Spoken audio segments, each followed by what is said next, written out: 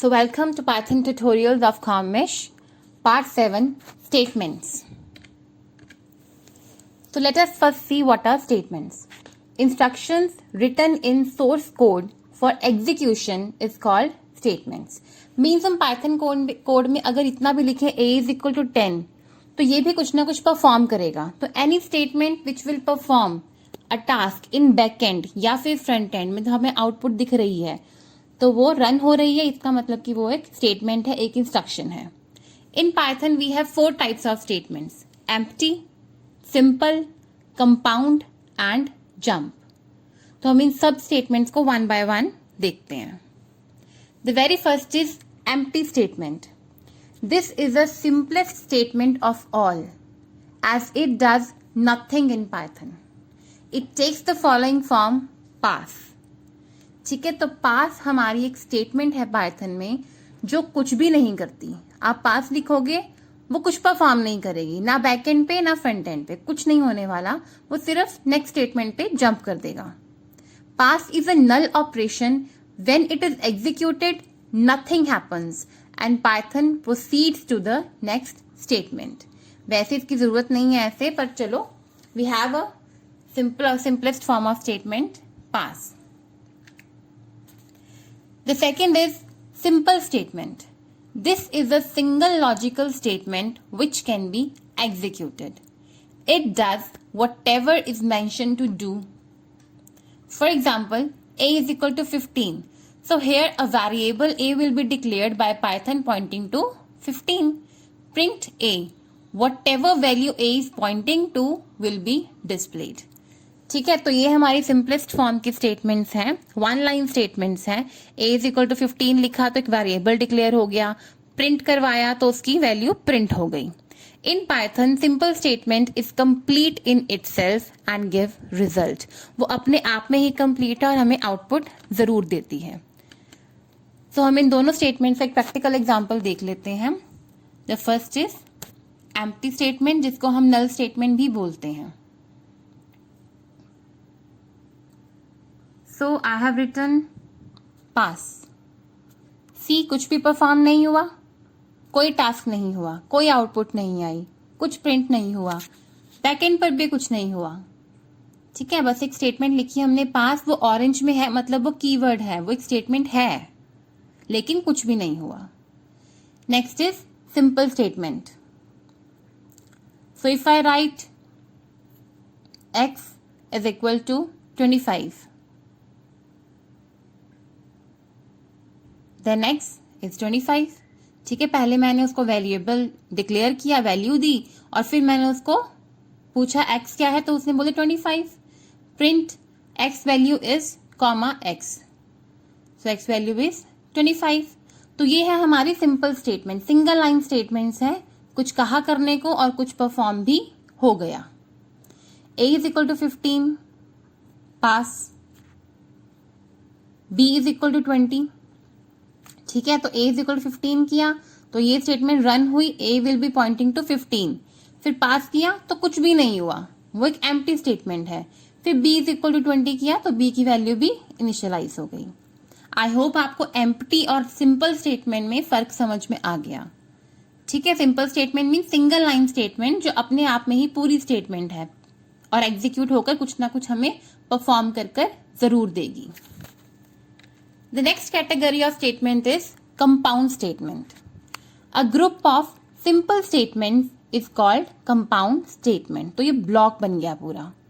Multiple statements दे दी हमने और वो इकट्ठी रन होंगी, उसको बोलते हैं हम compound group statement. Statements mentioned in a group are executed in a single unit. इकट्ठे एग्जीक्यूट होंगी वो. ठीक है, the conditionals and the loops are compound statements, और हम दोनों के बारे में अभी आगे पढ़ेंगे. For all the compound statements following 2 points hold.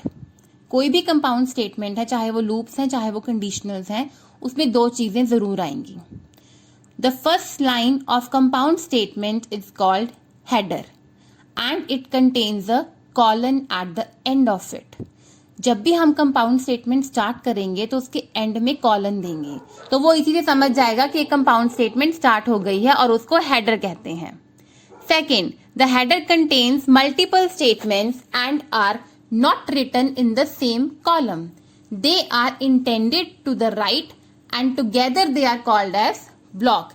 इसका मतलब हेडर बनाने के बाद हमने कॉलम जैसे ही दिया, हम नेक्स्ट लाइन में गए तो ऑटोमेटिकली इंडेंटेशन हो जाएगी, एक लेफ्ट हैंड साइड पे स्पेस आ जाएगी, मार्जिन छोड़ दिया जाएगा. अब हम राइट साइड पर लिखेंगे तो वो ऑटोमेटिकली स्पेस आएगी, indenting to the right side पर हम लिखेंगे और लेफ्ट पे स्पेस आ जाएगी. अब जो भी हम यहाँ लिखेंगे वो एक ब्लॉक बन जाएगा. तो ये दो चीजें कंडीशनल्स और लूप्स दोनों के लिए होल्ड करती हैं. So first is if conditionals. So if is a decision making statement. If मतलब अगर ऐसा है तो ऐसा कर लो, अगर वैसा है तो वैसा कर लो, ये नहीं तो ये नहीं तो ये. If checks for an expression. हम जो भी एक्सप्रेशन देंगे, जो भी कंडीशन देंगे, if उसको चेक करेगा. अगर वो ट्रू होगी तो अकॉर्डिंगली, अगर फॉल्स होगी तो accordingly. If the expression or condition is true, a certain statements are executed and if not, then a different set of statements are executed. ठीक है, ट्रू हो गई कंडीशन तो एक सेट एग्जीक्यूट हो जाएगा, दूसरा नहीं होगा. अगर फॉल्स होगी तो दूसरे वाला एग्जीक्यूट हो जाएगा, पहले वाला नहीं होगा. फॉर्म्स ऑफ इफ, हमारे पास इफ की 4 फॉर्म्स हैं. Plain if else, if elif and nested if. चारों में देखते हैं हम क्या है. प्लेन इफ मतलब अगर ऐसा है तो ऐसा कर लो. इफ एल्स मतलब अगर ऐसा है तो ऐसा, वरना ऐसा कर लो, अदरवाइज. इफ एलिफ मतलब जहां पे मल्टीपल कंडीशंस हो, ऐसा हो तो ऐसा करो, ऐसा है तो ऐसा करो, ऐसा हो तो ऐसा करो, in that case. And nested if मतलब इफ के अंदर if this is happening then check for this, if this is happening then check for this. ऐसी कैटेगरी हो गई हमारी नेस्टेड इफ की. So let us start with plain if. तो plain if का सिंटेक्स क्या है? इफ, उसके बाद कंडीशन दे दी, कॉलन, ये हमारा बन गया हेडर. उसके बाद स्टेटमेंट्स हमने जो भी देनी है दे दो और वो रन हो जाएंगी. The next is if else. If else में क्या है? इफ साथ में कंडीशन, कॉलन, ये हेडर बन गया, ये स्टेटमेंट्स आ गई. एल्स कॉलन, ये स्टेटमेंट्स आ गई. अब इसमें क्या है? अगर कंडीशन ट्रू होगी तो ये ऊपर सेट ऑफ स्टेटमेंट्स एग्जीक्यूट होंगी 1 2 3, और अगर ये कंडीशन फॉल्स होगी तो एल्स वाली स्टेटमेंट एग्जीक्यूट हो जाएंगी 1 and 2. So let us have an example of both if, plain if and if else. तो पहले हम देखते हैं plain if. How it works. If statement, right? So let us have a small example. A is equal to 10. B is equal to 5. Now if A is greater than B, colon, ये बन गया हमारा header. अगर A B से बड़ा है तो what we will do? Print A is greater. ठीक है, then B, enter, next, A is greater then B. अब आप देखो ये जो इंडेंटेशन आ रही है, ये जो स्पेस आई है, ये ऑटोमेटिकली आई है. जैसे ही कॉलन किया था ऑटोमेटिकली स्पेस आ गई. ये इंडेंटेशन है, इसका ध्यान रखना बहुत जरूरी है. ठीक है, next is if else. If else आ गया. If else statement. If A is greater then B, print A is greater, otherwise हम बी इज ग्रेटर कर देंगे. एल्स, अब एल्स इसके साथ नहीं आएगा, एल्स जाएगा हमारा थोड़ा इफ पार्ट के नीचे. ये देखो इनवैलिड सिंटेक्स, क्योंकि हमने इंडेंटेशन का ध्यान नहीं रखा. जब एल्स आएगा वो इफ और एल्स एक सेम कॉलम में आना चाहिए. ठीक है, तो हम इसको दोबारा लिखते हैं. ये देखो, ये इंडेंटेशन होना जरूरी है. कॉपी कर लिया. If A greater then B, then अब इसको बैक कर दिया. एल्स कॉलन, ये हेडर बन गया. अब हम लिखते हैं print B is greater. Let us copy it. अब आपने ध्यान दिखाएगा कि एल्स को मैंने पीछे कर दिया, ये चल पड़ेगा, कोई एरर नहीं आएगा हमारे पास, लेकिन आगे नहीं होना चाहिए. ए इज ग्रेटर. ठीक है, तो इंडेंटेशन का ध्यान रखना जरूरी है, स्पेशली जब हम कोई बड़ी प्रोग्रामिंग करते हैं, हम नेस्टेड इफ पढ़ेंगे, इफ एलिफ पढ़ेंगे, तो वहां पे कंफ्यूजन ज्यादा क्रिएट होती है। तो इंडेंटेशन का, स्पेसिंग का ध्यान रखना बहुत जरूरी है। आई होप आपको इफ स्टेटमेंट, सिंपल और ये इफ एल्स दोनों समझ में आ गए। The next category of if condition is if L if. अब इसमें क्या है, इफ कंडीशन स्टेटमेंट, फिर L if condition statements, elif condition statements and the last is else. मतलब एक इफ और एल्स के बीच में हम जितनी मर्जी एलिफ लगा सकते हैं, जितनी मर्जी कंडीशंस दे सकते हैं, अप टू आवर रिक्वायरमेंट। ये है हमारा if elif. And the next is nested if. If के अंदर इफ कंडीशन स्टेटमेंट, फिर if condition statement, else else. अब यहां पे क्या है, इफ के साथ ये वाला एल्स जा रहा है और इफ के साथ ये वाला एल्स जा रहा है। वो आपकी मर्जी है, आप एल्स का पार्ट स्किप भी कर सकते हो, वो अकॉर्डिंग टू जो भी आपकी प्रोग्राम की नीड होगी उसके अकॉर्डिंगली ही हम बनाएंगे। पर जो overview of syntax of nested if है वो ऐसा ही होता है कि इफ के अंदर इफ स्टेटमेंट लगती है।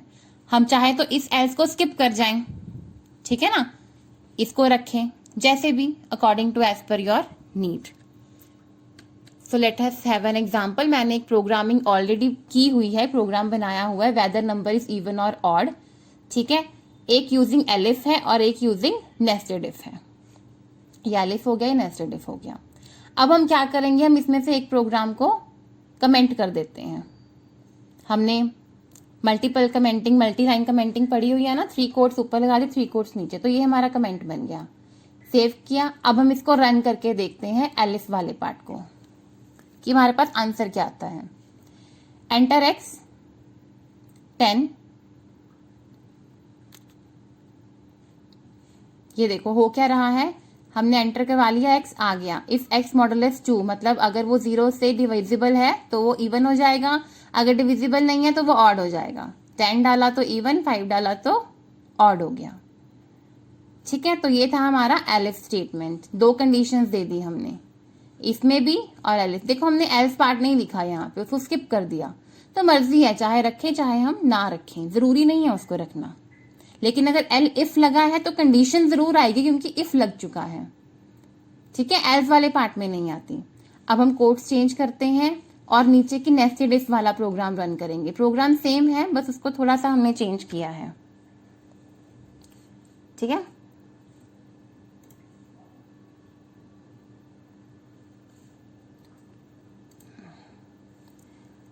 ठीक है, इफ एक्स मॉडुलस 2 0 0 तो x greater than 10, x is even और वो ग्रेटर देन 10 भी है। एल्स, अब ये इफ एल्स इसके साथ है, इफ के साथ ये वाला एलिफ है, फिर इसके अंदर जो इफ है वो इसके साथ जा रहा है, ठीक है। तो अगर वो 2 से डिविजिबल है तब भी हम उसको ग्रेटर देन 10 चेक करेंगे, नहीं है तब भी चेक करेंगे। Enter x 8, x is even but x is not greater than 10, वो इस पार्ट में चला गया। फिर से enter x 12, x is even and is greater then 10, तो पहला चेक हुआ, फिर अंदर दोबारा कंडीशंस चेक हो रही हैं। 7, x is odd but x is not greater than 10, enter x 17, odd and is greater then 10, ठीक है। तो यहां पर हमारा ये, इसको क्लोज करते हैं, ये था हमारा प्रोग्राम। बस यहां ध्यान रखनी है स्पेसिंग की, इंडेंटेशन की। ये वाला इकट्ठा हो गया इफ एल्स, ये वाला इकट्ठा हो गया, ये हो गया। तो हमने दोनों कर लिए, एलिफ वाला भी और नेस्टेड इफ वाला भी। इसी के साथ हमारे इफ कंडीशंस कंप्लीट हुए। 4 प्लेन इफ हो गया, इफ एल्स एलिफ हो गया, देन इफ एल्स हो गया और नेस्टेड इफ हो गया। द नेक्स्ट हमारे पास कंपाउंड स्टेटमेंट्स की ही कैटेगरी में है लूपिंग स्टेटमेंट्स। लूपिंग मीन्स एक लूप में घूमता रहेगा जब तक कोई ऐसी कंडीशन हमारी ना आए कि हम उस लूप से बाहर आ जाएं। मतलब कहने का ये है, जब तक हमारी कंडीशन ट्रू है हम कुछ स्टेटमेंट्स को बार बार रिपीट करते रहेंगे, जैसे ही कंडीशन फॉल्स होगी हम बाहर आ जाएंगे। It is an iterative statement, number of statements repeatedly executed until the controlling expression evaluated to false, ठीक है। आइटरेटिव स्टेटमेंट है, कुछ बंच ऑफ स्टेटमेंट्स या फिर सिंगल स्टेटमेंट बार बार रिपीट होती रहेगी जब तक हमारा controlling expression means conditions false नहीं हो जाती। तो लूप की हमारे पास दो फॉर्म्स है, for loop and while loop. तो फर्स्ट इज फॉर लूप, ये उसका सिंटेक्स है, for variable in sequence statements to repeat. For variable, variable हमारा काउंटर वेरिएबल हो जाएगा जो ध्यान रखेगा कि हम कहाँ से स्टार्ट कर रहे हैं, हमें कहाँ पर एंडिंग है हमारी। इन सीक्वेंस, सीक्वेंस में हम कोई भी लिस्ट, टपल कुछ भी दे सकते हैं। कॉलन, ये हमारा हेडर बन गया, और नीचे स्टेटमेंट्स टू रिपीट, जो भी नंबर ऑफ स्टेटमेंट्स हमने रिपीट करनी है वो हम यहाँ पर दे देंगे। फॉर लूप में ही हमारे पास एक एक्सेप्शनल केस भी है रेंज फंक्शन का, range function based for loop. ठीक है, फॉर लूप सिंपल भी होती है और फॉर लूप रेंज बेस्ड भी होती है। ठीक है, इसमें क्या है, सपोज करो हमें 1 to 100 नंबर्स प्रिंट करवाने हैं, तो या तो प्रिंट 1, प्रिंट 2, प्रिंट 3 ऐसे करो, या फिर कोई और लूप्स यूज करो, कुछ और करो, या फिर इसमें चले जाओ रेंज फंक्शन यूज करो। ठीक है, तो रेंज में हम क्या है, स्टार्टिंग और एंडिंग दे देते हैं, उसके अकॉर्डिंगली हमारा काउंटर चलता रहता है। For number based list we can specify range function. तो रेंज के भी आगे 3 तरह के फॉर्म्स हैं। पहला है रेंज स्टॉप, मीन्स इसमें क्या होएगा, स्टार्टिंग पॉइंट ऑटोमेटिकली 0 पे सेट हो जाएगा। ठीक है, वो बाय डिफॉल्ट 0 है, टू स्टॉप -1, मतलब अगर हमने यहाँ पर 5 दिया तो वो 0, 1, 2, 3, 4 तक जाएगा। 0 से 4 वो ऑटोमेटिकली हमारे 5 एलिमेंट्स बन गए। ठीक है, ये है हमारा first form range stop. Next form is range start comma stop. Start कहाँ से करना है हम बताएंगे, और स्टॉप कहाँ होएगा। फॉर्मूला वही है, स्टार्ट टू स्टॉप -1, जाएगा वो एक पीछे ही। अब रेंज 5, 5 से स्टार्ट होगा लेकिन जाएगा कहाँ तक, 15, 15 - 1, 14 तक। ठीक है, and the third form is range start stop step. अब इसमें क्या है, स्टार्टिंग पॉइंट बता दिया, एंड पॉइंट बता दिया, और स्टेप कितने का जंप लगाना है। जैसे इसमें बाय डिफॉल्ट 1 का जंप लगा है, इसमें भी 1 का जंप लगा है। अगर ज्यादा का लगाना है तो स्टेप काउंटर सेट कर सकते हैं, start to stop -1 with step increment और डिक्रीमेंट। अगर स्टार्टिंग बड़ी है और स्टॉप छोटा है तो डिक्रीमेंट लगा दो पीछे, अगर स्टार्ट छोटा है स्टॉप बड़ा है तो इंक्रीमेंट लगा दो। जैसे रेंज 0, 10, 2, अभी 0 से स्टार्ट होकर 10 मतलब 9 तक जाएगा, और 2 का इंक्रीमेंट, तो 0, फिर 2, फिर 4, फिर 6, फिर 8। जैसे 10 हुआ तो 10 तो आएगा ही नहीं, 9 तक जाएगा। तो ये है हमारी रेंज फॉर्म फॉर। अब हम इसका एग्जांपल देखते हैं, फॉर विदाउट रेंज भी और फॉर की रेंज फॉर्म्स वाला भी। फॉर लूप विदाउट रेंज, तो let us first see without range function.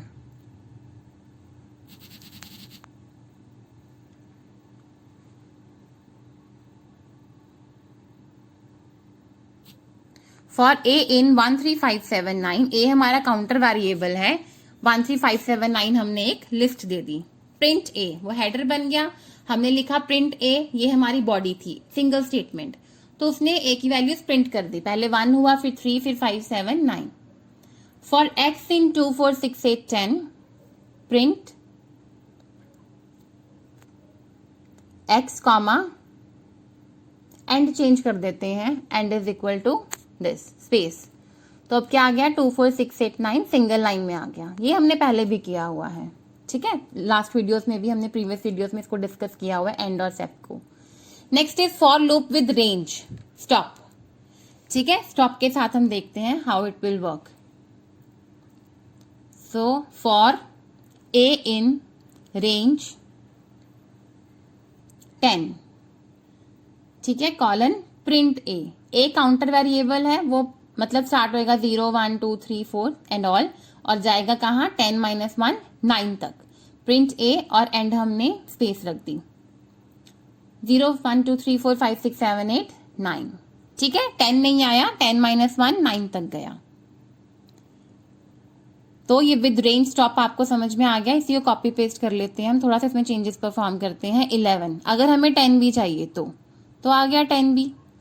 ठीक है, अगर हमें इंक्लूड करवाना है वो नंबर तो हमें एक नंबर एक्सीड करके लिखना पड़ेगा। Now for loop with range start and stop, ठीक है, 2 पैरामीटर पास करेंगे, start and stop. Late us copy it. Copy करके थोड़ा इजी हो जाता है। स्टार्टिंग पॉइंट हम सेट कर देते हैं 1, कॉमा एंड पॉइंट सेट कर देते हैं हम 100।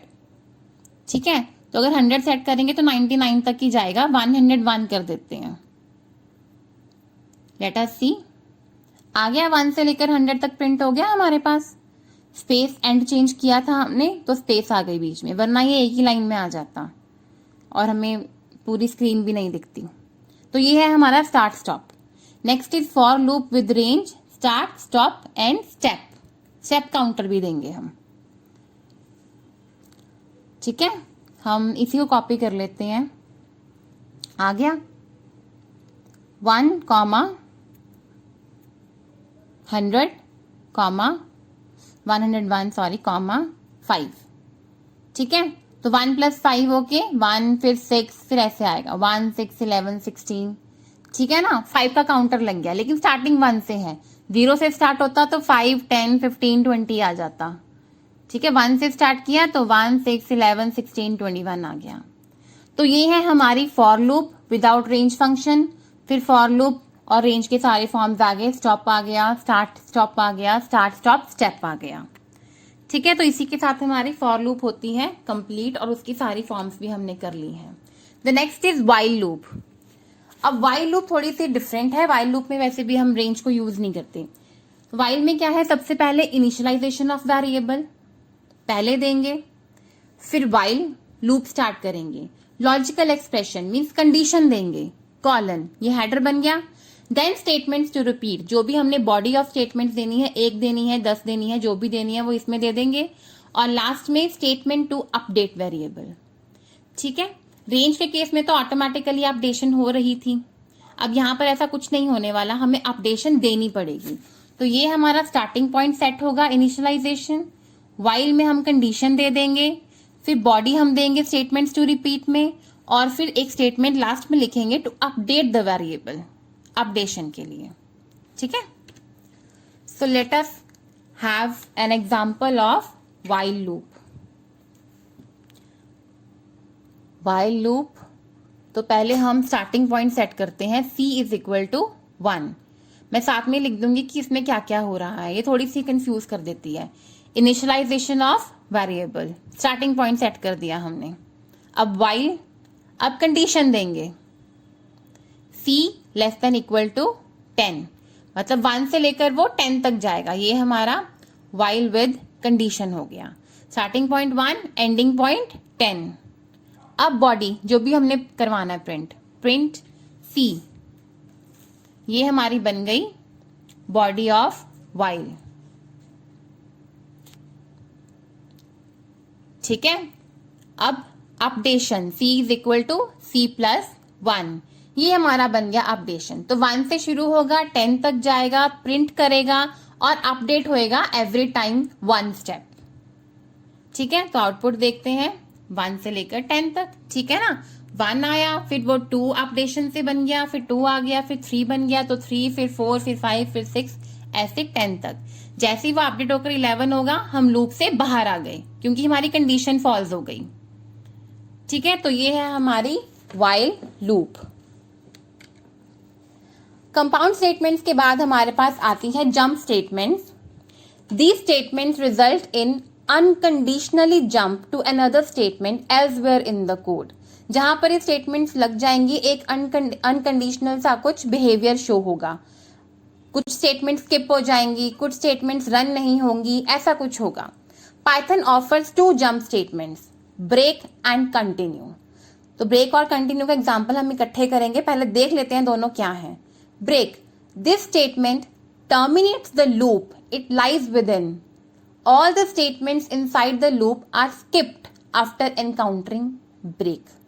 जैसे कि हमने कोई लूप लगाई हुई है ना, उसकी बॉडी ऑफ स्टेटमेंट्स एग्जीक्यूट हो रही हैं, बीच में अगर हम ब्रेक इंसर्ट कर दें तो उसके आगे की स्टेटमेंट्स रन नहीं होंगी और काउंटर भी इंक्रीमेंट नहीं होगा, वो ऑटोमेटिकली पूरी लूप को छोड़कर उस लूप से बाहर आ जाएगा, ब्रेक कर जाएगा उस लूप को। Second is continue, this statement skips the rest of the loop statement and causes the next iteration to take place. इसमें क्या है कि अगर हमने लूप लगाई है उसमें 4-5 स्टेटमेंट्स हैं, बीच में कहीं पे कंटिन्यू लगा दिया तो कंटिन्यू के बाद वाली स्टेटमेंट्स रन नहीं होंगी, लेकिन जो कंटिन्यू से पहली वाली है वो रन होंगी। मतलब कि आपकी कंडीशन, आपका काउंटर, आपकी आइट्रेशंस पूरी होंगी, ठीक है। लेकिन ब्रेक में नहीं होता, ब्रेक में नेक्स्ट आइट्रेशन नहीं चलेगी, वो लूप से बाहर आ जाएगा। कंटिन्यू में वो लूप से बाहर नहीं आएगा, वो बाकी की स्टेटमेंट्स को छोड़ देगा। ये हम एग्जांपल से थोड़ा समझते हैं कि ब्रेक एंड कंटिन्यू कैसे वर्क करते हैं। हम लगाते हैं फॉर लूप के साथ, ठीक है। I like for loop then while, तो मैं फॉर लूप के एग्जांपल्स ही देती हूँ। सिंपल लूप फॉर, तो पहले हम फॉर की सिंपल लूप देख लेते हैं कैसे रन करती है, उसी में हम थोड़े से चेंजेस परफॉर्म करेंगे ब्रेक और कंटिन्यू के। फॉर ए इन 1 3 5 7 9 11 कॉलन, ये हेडर बन गया। हमने लिखा प्रिंट ए, हम 2-3 स्टेटमेंट्स दे लेते हैं बॉडी में ताकि हम ब्रेक और कंटिन्यू का कॉन्सेप्ट समझ सकें। प्रिंट ए एंड चेंज कर दिया space, print A plus 10 again and change कर देते हैं हम, या फिर नहीं करते बाद में कर लेंगे, प्रिंट ए प्लस 100, ठीक है। Let us change the end, end equal to space, space ना दो तो वो एक लाइन में ही आता रहता है, वो आउट ऑफ स्क्रीन चला जाता है, समझ में नहीं आता। तो आंसर क्या आया 1 11 101, तो ए में पहले 1 आ गया, फिर ए प्लस 10 हो गया तो 11 हो गया, फिर 100 हो गया तो 101 हो गया। फिर 3 के लिए 5 7 9 11 सबके लिए ये हमारी तीनों स्टेटमेंट्स रन कर गई, ठीक है। जैसे लिस्ट कंप्लीट हुई वो बाहर आ गया और हमारे पास आउटपुट आ गई। अब हम पहले चलते हैं ब्रेक, इन्हीं स्टेटमेंट्स के बीच में हम ब्रेक यूज करेंगे। कॉपी कर लेते हैं, ठीक है। Let's insert break after second statement, ये कैप्स में चला गया, इसको स्मॉल में ही लिखना है हमने, ठीक है। एंटर, देखो क्या आया 1 और 11, उसने लूप ही छोड़ दी।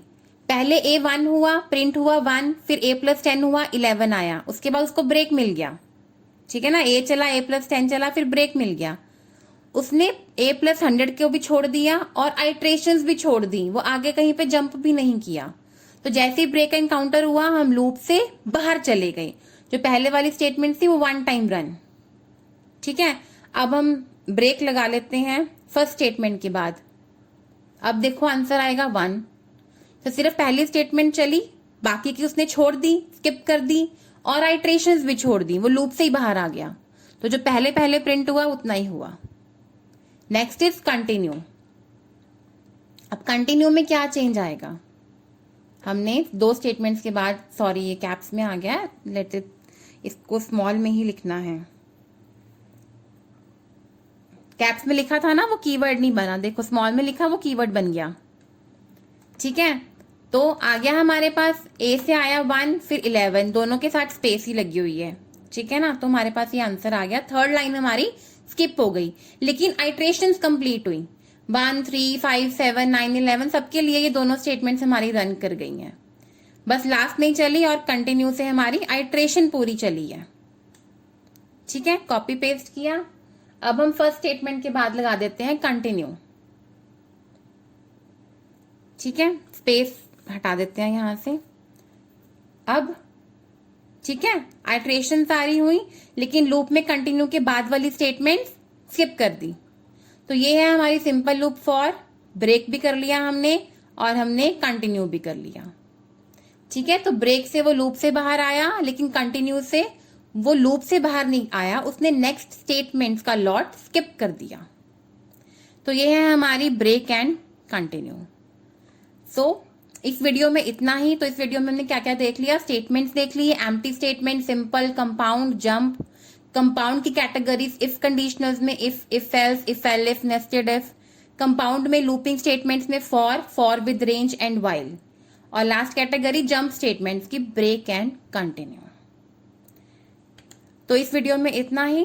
Thanks for watching. Please like, share, comment and subscribe my channel. Stay tuned. Right?